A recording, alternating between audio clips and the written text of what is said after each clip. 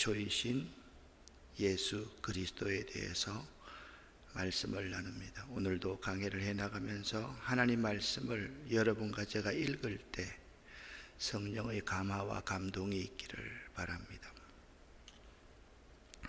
다시 한번 에베소서와 에베소 지방에 대해서 한번 정리를 해봐야 되겠다라는 생각이 들었습니다. 에베소서 안에서 다양한 신학적인 주제를 이끌어낼 수 있지만 가장 중심적인 주제를 들어라 라고 하면 교회론입니다. 에베소 교회는 바울이 2차 선교 여행을 통해서 세웠습니다. 에베소서의 기록 시기는 바울이 3차 전도 여행을 마치고 예루살렘으로 돌아가서요, 예루살렘 성전 안에서 서원을 행하다가 유대 강경한 사람들에게 붙들려서 죽을 뻔합니다. 하나님의 도우심으로 가이사라로 이송되어서 수년을 지내고 나서 제수의 신분으로 로마로 이송이 됩니다. 에베소서는 언제 기록되었는가? 로마로 이송된 지 얼마 되지 않아서 기록한 것으로 보입니다. 에베소라는 지방은요, 로마 통치하에 소아시아 지역의 수도 역할을 했기 때문에 이 에베소 지역이 주변에 미치는 영향력이 매우 컸습니다. 우리 수도 서울이 주변에 미치는 영향력이 크지 않습니까? 수도 서울의 집값이라든지 수도 서울의 여러 가지는요, 주변에 미치는 영향력이 매우 컸듯이 그 소아시아와 아시아 지역에 에베소가 미치는 영향력이 매우 컸습니다. 에베소는 로마 치하의 도시들 중에서 가장 부유한 도시 가운데 하나였을 만큼 경제적으로 정치적으로 월등한 도시였습니다. 에베소에 있는 아데미 신전이 있었는데 그 규모와 크기가 대단해서 아직도 세계 7대 불가사의 중에 하나로 남을 만큼 이 아데미 신전은 유명합니다. 에베소가 영향이 있었던 것처럼 이 아데미 신전도 에베소 주변 모든 영역에 강력한 영향력을 미쳤습니다. 즉 에베소는 부와 명성의 도시, 철학의 도시, 지독한 우상의 도시였다라는 점을 명심하고 에베소서를 읽어갈 수 있어야만 합니다. 에베소서에서는요, 두 가지의 주제를 다루는데요, 하나는 십자가 안에서 모든 사람들이 하나가 되었다라는 주제이고요, 두 번째는 그 하나됨이 교회 안에서 이루어졌다라고 말을 합니다. 에베소서 1장을 한번 구분해 보면요, 이렇게 구분할 수가 있습니다. 1, 2절은 인사말입니다. 인사말에 있어서 두 가지의 단어가 뭐였습니까? 은혜와 평강이었습니다. 카리스라는 말과 에이레네라는 말이었습니다. 자, 오늘은 3절부터 23절까지를 생각할 때인데요, 3절부터 14절까지는 하나님의 구속 계획을 찬양하고 있고 15절부터 23절까지는 에베소 교회를 향한 바울의 기도 내용이 기록되어져 있습니다. 여기서 3절부터 14절 내용에서 우리가 주의 있게 봐야 될 부분이 있는데요, 3절부터 14절을 세 부분으로 나눌 수가 있습니다. 어제 3절부터 6절까지를 읽었는데요, 제일 먼저 성부 하나님의 예정과 선택이 3절부터 6절입니다. 7절부터 12절은 성자 예수님의 구속에 대해서 말씀하고 있고요, 13절, 14절은 성령의 보정에 대해서 이야기를 하고 있습니다. 그러니까요, 하나님의 구속 계획이 뭐냐?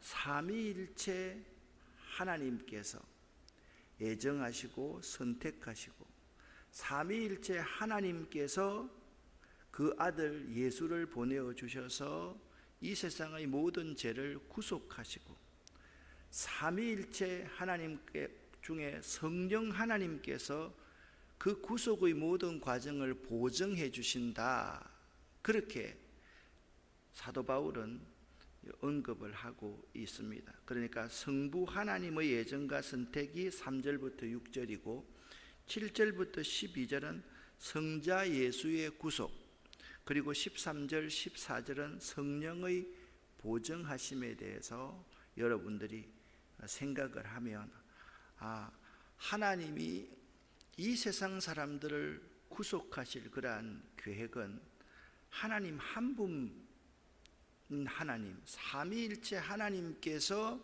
이 세상을 구속하시는데 서로 긴밀하게 우리에게 역사하셨다라는 점을 알 수가 있습니다. 먼저 어제 다루었던 부분이지만 매우 중요한 부분이기 때문에 3절부터 6절까지 성부 하나님의 예정과 선택에 대해서 말씀을 나누겠습니다. 3절 말씀을 보면 이렇게 말씀하고 있습니다. 우리들은 하늘에 속한 모든 신령한 복을 받은 사람들이다.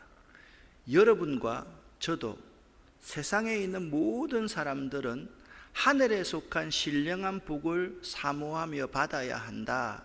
우리는 예수를 믿는 사람은, 예수를 믿어서 구속함을 받은 사람은 하늘에 속한 신령한 복을 받은 사람들임을 먼저 알아야만 된다라는 거예요. 여기서 이제 3절부터 6절까지 예정이라는 단어가 나오는데요. 이 예정은요, 한 번 예정하심으로써 영원한 효력이 발생되는 것을 의미합니다. 다시 한번, 이 예정이라는 단어는요, 한 번 예정하심으로써 영원히 효력을 발생하는 것이 예정입니다. 그러면 무엇이 예정입니까? 하나님께서 독생자 예수를 이 세상에 보내셔서 십자가에 죽게 하셨는데 세상 모든 사람들 가운데 그 예수를 믿기만 하면 믿음으로 구원을 받는다. 이 예정은요, 한 번 예정하심으로써 영원한 효력이 발생되는 것임을 알아야만 한다라는 거예요.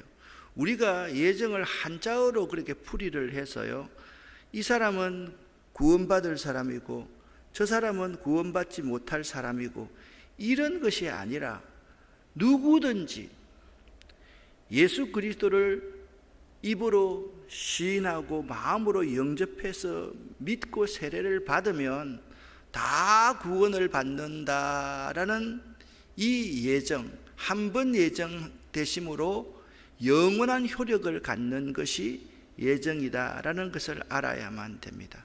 그러면 3절부터 6절까지 해서 쭉 나오고 우리가 하늘의 신령한 복을 받은 사람들인데 예정의 시기는 언제냐? 창세전이다. 창세전에 그리스도 안에 우리를 택했다. 예정의 주체는 뭐냐? 그 기쁘신 뜻대로 우리를 예정하사 그렇게 말을 하고 있는데 이것은요, 하나님의 만족이, 그의 뜻이 예정의 주체임을 말하고 있는 아주 중요한 기절입니다. 그리고 예정의 방법은 뭐냐? 창세전에 그리스도 안에서, 그리스도 안이 예정의 방법입니다. 이것은요, 그리스도를 통하여 구원이 완성된다라는 사실을 우리에게 보여주고 있습니다. 예정의 이유는요, 창세전에 우리를 택하사 우리로 사랑 안에서 그 앞에서 거룩하고 흠이 없게 하시려고 예정하셨다라는 거예요. 즉 죄인을 의로운 자로 취급하시어 영광을 받으시려는 하나님의 사랑이 우리를 예정하신 이유다라고 말씀하고 있습니다. 특별히 예정의 내용 가운데서 우리가 예수 그리스도로 말미암아 자기의 아들들이 되게 하신 것이다 라고 그렇게 말을 하고 있는데, 이것은 예정받은 자들이 하나님의 자녀가 되어서 하나님 나라를 유업으로 받게 된다라는 것을 말하고 있습니다. 5절 말씀을 보면 그 기쁘신 뜻대로 우리를 예정하사 예수 그리스도로 말미암아 자기의 아들들이 되게 하시려고 우리를 예정하였다, 그렇게 말씀하고 있습니다. 그렇다면 예정의 목적은 무엇이냐? 6절 말씀을 보면 이렇게 말합니다. 그의 은혜의 영광을 찬송하게 하려는 것이 예정의 목적인 것입니다. 결국 하나님의 예정, 하나님께서 예수 그리스도를 믿으면 구원받는다는 한 번 예정하시면 영원히 변치 않는 그 예정이라는 것은 죄인들로 하여금 하나님의 크신 은혜를 깨닫고 하나님의 영광을 위해 살도록 하시려는 하나님의 거룩하신 목적 아래서 이루어진 것이 예정임을 알아야만 합니다. 이러한 하나님의 예정에 따라서 하나님의 은혜의 보좌 앞에 담대히 나아갈 수 있는 축복이 우리들에게 주어졌는데, 이것이 뭐냐? 선택이라는 겁니다. 예수 그리스도가 십자가에서 대속의 죽음을 죽으심으로 말미암아서 성전에 있는 휘장이 위에서부터 아래로 찢어지기 시작합니다. 그때부터는요, 누구든지 예수의 피 공로를 의지하며 누구든지 하나님의 은혜의 보좌 앞에 담대히 나아갈 수 있는 축복을 누리게 되었는데, 이것이 선택이다라는 점을 알아야만 하는 것입니다. 그래서 사도 바울은요, 단순하게 이 에베소서를 통하여서 그 시대의 사람들에게 기독론, 또 골로새서는 기독론을 말하고 기독론의 중심에 교회론이 있기 때문에 단순하게 교리를 설명하기보다는 그리스도 안에서 구속받은 자들이 이러한 놀라운 축복을 받은 자, 어떤 축복을 받았으면 우리들은, 여러분과 저는 이 세상의 복이 아니라 하늘의 신령한 복을 받은 자들임을 그들에게 가르치려는 의도를 가지고 여기 에베소서를 기록하고 있었음을 알 수가 있습니다. 7절부터 12절은 성자 예수님의 구속에 대해서 말씀을 하고 있습니다. 7절부터 9절 말씀을 여러분과 제가 함께 읽어보겠습니다. 우리는 그리스도 안에서 그의 은혜의 풍성함을 따라 그의 피로 말미암아 속량 곧 제사함을 받았느니라. 이는 그가 모든 지혜와 총명을 우리에게 넘치게 하사 그 뜻의 비밀을 우리에게 알리신 것이요, 그의 기뻐하심을 따라 그리스도 안에서 때가 찬 경륜을 위하여 예정하신 것이니. 아멘. 창세전에 선택하신 하나님의 예정에 대해서 먼저 3절부터 찬미한 바울은 이제 그리스도의 구속의 은혜를 찬미하고 있습니다. 예수 그리스도께서는 하나님께서 만세전에 예정하신 자들을 구속하기 위해서 십자가에서 대속의 피를 흘리심으로 모든 사람들을 죄 가운데서 자유하게 하신 분입니다. 10절부터 12절까지의 말씀을 또 함께 읽어보겠습니다. 하늘에 있는 것이나 땅에 있는 것이나 다 그리스도 안에서 통일되게 하려 하심이라. 모든 일을 그의 뜻의 결정대로 일하시는 이의 계획을 따라 우리가 예정을 입어 그 안에서 기업이 되었으니, 이는 우리가 그리스도 안에서 전부터 바라던 그의 영광의 찬송이 되게 하려 하심이라. 아멘. 여기서 그리스도 안에서, 우리가 그리스도 안에서 전부터 바라던 하나님의 영광의 찬송이 되게 하려 하십니다. 그것이 예정이다 라고 말씀하고 있습니다. 결국 하나님의 예정을 입어서 구속의 은총을 받은 우리 성도들은 이제 하나님의 기업, 하나님의 백성이 되었는데요, 이것은 성도들로 하여금 자신들의 모든 삶을 통해서 하나님께 영광을 돌리게 하기 위함입니다. 여러분에게 묻습니다. 여러분은요, 구속의 은총을 받은 자로 하나님의 기업, 하나님의 백성임을 믿습니까? 믿으십니까? 이 사실을 믿어야 됩니다. 자, 어제 3절 말씀에서 우리는요, 이 세상의 복이 아니라 영원한 하늘의 복을 받은 자이라는 사실을 믿어야만 하고, 오늘 여러분들이 명심의 7절부터 명심해야 될 것은 내가 구속의 은총을 받은 자로 하나님의 기업이다, 하나님의 백성이라는 사실을 믿어야 되고, 또 나의 모든 삶을 통해서 하나님의 영광을 돌리는 삶을 살아야 한다, 그 사실을 알아야 됩니다. 그러니까 나는요 신령한 복을 받은 사람이에요. 나는요 하나님의 기업, 하나님의 백성이에요. 나는요 하나님의 영광을 위해서 살아가야 될 존재라는 사실입니다. 그 다음 성령의 보정에 대해서 바울 사도는 13절 14절에서 이렇게 말씀합니다. 함께 읽어보겠습니다. 그 안에서 너희도 진리의 말씀 곧 너희의 구원의 복음을 듣고 그 안에서 또한 믿어 약속의 성령으로 인치심을 받았으니 이는 우리 기업의 보증이 되사 그 얻으신 것을 속량하시고 그의 영광을 찬송하게 하려 하심이라. 아멘. 죄인이요 복음을 듣고 그리스도를 믿어 구원을 얻게 된 것은 전적으로 성령께서 보증해 주신 성령의 보증 사역이라는 것입니다. 그러니까 내가 있잖아요, 믿고 구원 얻었다는 것을 알고 깨닫고 고백하는 것은 성령 하나님의 도움이 없으면 안 된다라는 것입니다. 즉 성령께서 우리의 마음을 감화시키고 감동시키시며 아울러 우리를 장차 완성되는 하나님 나라의 상속차로 도장을 찍어주는 것, 인쳐주시는 것, 그분이 성령 하나님이시고 그 성령 하나님께서 우리의 보증이 되신다라고 말씀하고 있습니다. 따라서 성령 하나님은요 하나님의 예정과 예수 그리스도의 구속 사역으로 말미암아 완성된 구원을 택함받은 개개인들 여러분과 저에게 구체적으로 적용시켜 나가시며 친히 구원받은 모든 성도들의 보증이 되십니다. 그래서 성령께서 역사하셔야지 하나님을 아바 아버지라고 부를 수가 있고, 성령께서 역사하셔야지 예수 그리스도를 믿을 수가 있고요, 성령께서 역사하셔야지 우리가 구원의 확신을 가지고 살아갈 수가 있는 거죠.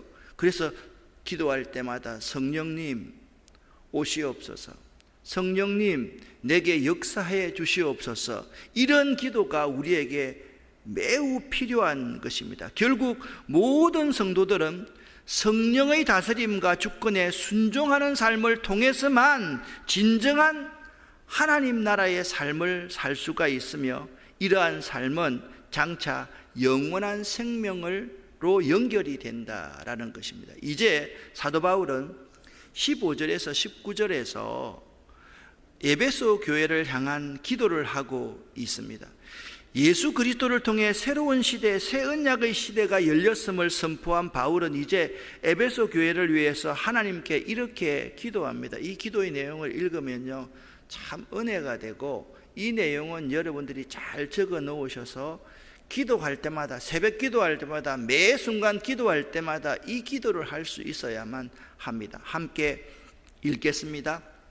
이로 말미암아 주 예수 안에서 너희 믿음과 모든 성도를 향한 사랑을 나도 듣고 내가 기도할 때에 기억하고 너희로 말미암아 감사하기를 그치지 아니하고, 우리 주 예수 그리스도의 하나님 영광의 아버지께서 지혜와 계시의 영을 너희에게 주사 하나님을 알게 하시고 너희의 마음의 눈을 밝히사 그의 부르심의 소망이 무엇이며 성도 안에서 그 기업의 영광의 풍성함이 무엇이며 그의 힘의 위력으로 역사하심을 따라 믿는 우리에게 베푸신 능력의 지극히 크심이 어떠한 것을 너희로 알게 하시기를 구하노라. 아멘.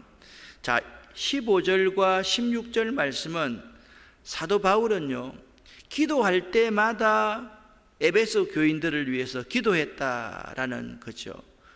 그런데 기도하기 전에 에베소 교인들의 신앙생활을 소식을 들으면요 믿음이 돈독해져 있고 모든 성도들을 향한 사랑이 풍성한 교회가 에베소 교회이기 때문에 기도할 때마다 참 감사합니다.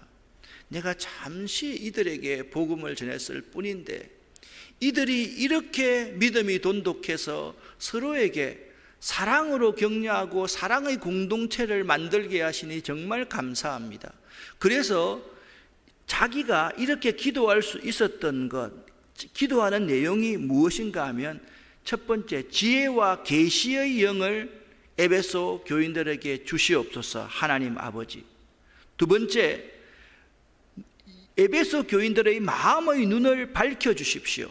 그러니까 우리가 기도할 때 있잖아요, 이 두 가지를 기도할 수 있어야만 됩니다. 지혜와 계시의 영을 나에게 주십시오. 나의 마음의 눈을 밝혀주십시오 라고 기도할 수 있어야만 합니다. 이렇게 기도하면요, 내가 하나님을 알게 되고 그의 부르심의 소망이 무엇인지를 알게 되고 성도 안에서 그 기업의 영광의 풍성함이 무엇인지를 알게 되며 그의 힘의 능력으로 역사하심을 따라 믿는 나에게 베푸신 능력이 어떻게 지극히 크심을 내가 알게 된다는 거죠. 그래서 우리가요, 이 두 가지의 기도를 할 수 있어야만 합니다. 지혜와 계시의 영을 나에게 주옵소서. 나의 마음의 눈을 밝혀주십시오. 여러분 자녀를 위해서 기도할 때도 이 기도를 할 수 있어야만 하는 것입니다. 잘 되게 해주십시오. 그게 아니라 하나님, 우리 아이들에게 지혜와 계시의 영을 주십시오. 하나님 아버지, 저의 마음의 눈을 밝혀주십시오 라고 기도할 수 있어야 된다라는 것입니다. 그러면서 바울은요, 1장의 결론으로서 교회의 머리는 그리스도이심을 이렇게 말씀하고 있습니다. 20절부터 23절 말씀을 함께 읽어보겠습니다. 그의 능력이 그리스도 안에서 역사하사 죽은 자들 가운데서 다시 살리시고 하늘에서 자기의 오른편에 앉히사 모든 통치와 근세와 능력과 주권과 이 세상뿐 아니라 오는 세상에 일컫는 모든 이름 위에 뛰어나게 하시고 또 만물을 그의 발 아래 복종하게 하시고 그를 만물 위에 교회의 머리로 삼으셨느니라. 교회는 그의 몸이니 만물 안에서 만물을 충만하게 하시는 이의 충만함이니라. 아멘. 교회의 머리는요, 예수 그리스도이시고 교회의 기초도 예수 그리스도입니다. 교회는요, 그리스도의 몸으로서 만물 위에 계시는 그리스도의 뜻을 받들어서 만물을 이용하고 다스려 그 모든 영광의 머리이신 그리스도에게로 돌아가게 하는 곳, 그것이 교회인 것입니다. 이것이 만물의 충만입니다. 이 세상 가운데서 가장 중요한 것이 교회입니다. 교회 공동체입니다. 교회는요, 이처럼 중요합니다. 오늘날 이 팬데믹 시대에 사람들은 예배를 본다라고 이야기를 합니다. 여러분, 가정에서 예배를 보고 가정에서 아무렇게 앉아서 그냥 예배 보는 것, 그것이 전부가 아닙니다. 교회는요, 개인에게 있어서도 최후의 보루이고 이 세상 가운데서도 최후의 보루이기 때문에 이 교회가 이처럼 중요하다라고 분명히 말씀하고 있습니다. 이 세상 만물의 주인이 누굽니까? 삼위일체 하나님 아닙니까? 교회의 머리가 누굽니까? 예수 그리스도 아닙니까? 교회의 기초가 누굽니까? 예수 그리스도가 교회의 기초가 아닙니까? 이 세상의 주인이신 그분이 이 교회를 친히 다스려 가기 때문에 우리는 정말이지 교회를 소중히 여길 수 있어야 되고, 이 교회 공동체가 얼마나 소중한지에 대해서 우리 스스로가 고백하며 살아야 된다라는 것입니다. 오늘날 우리에게 참 필요한 하나님의 말씀이 이 에베소서에 기록되어져 있습니다. 어떨 때 참 마음이 아플 때가 너무 많이 있습니다. 그냥 사람들이 말을 합니다. 교회는 사람이지 예배당이 아니다 라고 너무 쉽게 이야기해 버립니다. 여러분, 사람이 모여야 되지 않습니까? 사람이 모인 곳이 이 예배당입니다. 모여있는 그 한 사람 한 사람들이 교회인 것입니다. 이 하나님의 교회의 성도들이 무엇을 알아야 됩니까? 우리는 하늘의 신령한 복을 받는 사람들이다라는 사실을 알아야 된다. 우리는 하나님의 기업이라는 사실을 알아야 된다는 거죠. 우리들이 하나님께 영광을 돌려야 될 존재라는 사실을 분명히 알고서 나아가야 되는데, 개인이 집에서 예배를 드릴 때 우리가 하나님의 영원한 복, 그 복을 받는다는 사실이 잘 깨달아지겠습니까? 우리는 부족한 존재이기 때문에 교회 공동체를 통해서 저분이 저렇게 기도하니까 하늘의 영광스러운 복을 받는구나, 그걸 부족한 우리들은 배우게 되는 것입니다. 그래서 모이기를 패하는 어떤 자들의 습관처럼 해서는 결코 안 되는 것입니다. 우리는요, 하나님의 백성, 하나님의 기업이에요. 그렇기 때문에 우리 한 사람 한 사람은 독립적인 기업들이 이게 다 앉아있기 때문에 서로가 시너지 효과를 일으켜야지 하나님 나라를 이 땅에 완성해 갈 수가 있는 거예요. 우리 한 사람 한 사람들이 모여서 그냥 우리 개인이 잘 살고 형통하면 된다, 잘 되면 된다는 것이 아니라 우리 모두가 힘을 모아서 하나님께 영광을 돌려야 될 것이 하나님의 교회 구성원들이다. 이 사실을 꼭 명심하는 여러분 될 수 있기를 예수 이름으로 간절히 축원합니다. 기도하겠습니다. 살아계신 하나님 아버지, 우리들이 어떤 존재인지를 깨닫게 해주셔서 감사합니다. 하늘의 신령한 복을 받은 존재임을 믿습니다. 우리들이 하나님의 기업, 하나님의 백성임을 믿습니다. 우리들이 하나님의 영광을 위해서 살아가야 될 존재임을 믿습니다. 이 사실 결코 잊지 않도록 도와주시고, 우리 개인의 최후의 보루도 교회이요, 이 세상의 최후의 보루도 하나님의 교회임을 알고 우리가 이 교회를 참으로 소중히 여길 수 있도록 도와주시옵소서. 오늘 이 새벽도 기도하는 우리 모두에게 하나님의 은혜와 하나님의 긍휼하심을 내려주시고 우리 가운데 하나님의 참된 평안이 임하기를 바랍니다. 예수 그리스도 이름으로 축복하옵고 간절히 기도 올립니다. 아멘.